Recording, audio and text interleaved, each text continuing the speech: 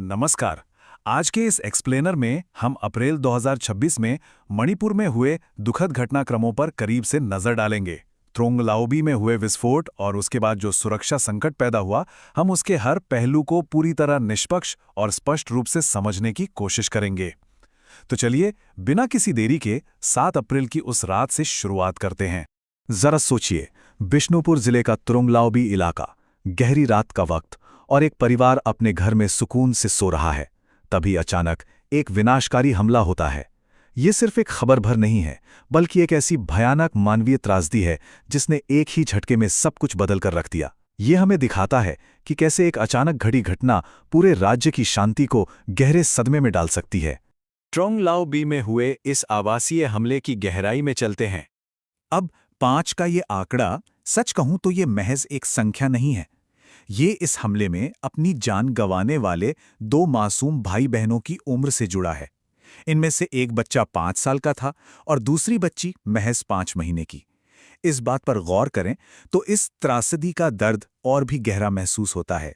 उन मासूमों के नाम थे 5 वर्षीय पनगबम लम्यानबा और उनकी छोटी बहन पनगबम तम्फसाना। इस खौफनाक विस्फोट में मौके पर ही उनकी जान चली गई। और इतना ही नहीं, उनकी मां भी इस धमाके में गंभीर रूप से घायल हो गईं। ये एक ऐसा अपूरणीय नुकसान है जो किसी भी समाज को भीतर तक झकझोर सकता है। फोरेंसिक जांच में जो सामने आया वो सच में चौंकाने वाला है।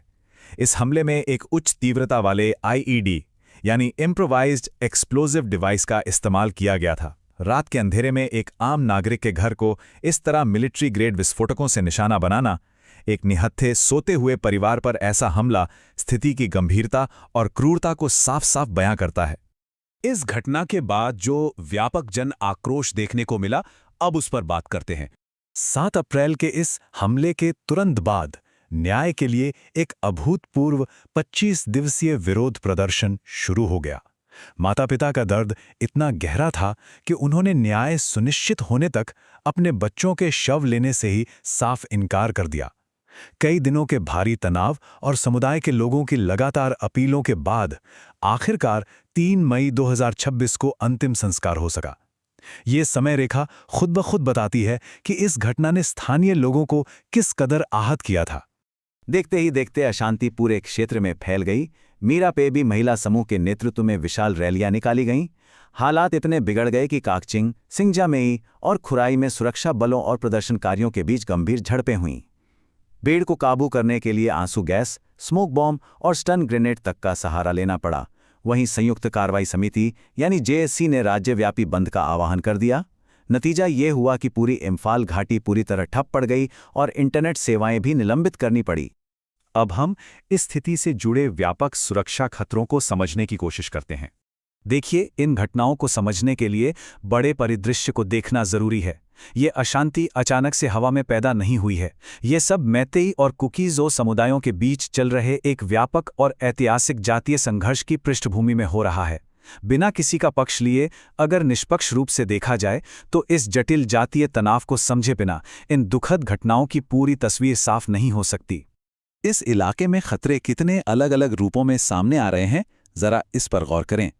एक तरफ त्रोंगलाओबी में एक नागरिक घर पर उच्च तीव्रता वाला आईईडी हमला होता है, जहां मासूमों की जान जाती है।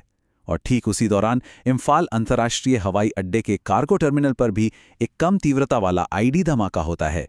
इस दूसरे धमाके की जिम्मेदारी कांगलेपाक कम्युनिस्ट पार्टी ने ली। ये तुलना साफ दिखाती है कि विस्फोटकों का खतरा अब सिर्फ किसी एक जगह तक सीमित नहीं है, बल्कि आम नागरिकों से लेकर महत्वपूर्ण बुनियादी ढांचों तक फैल गया है।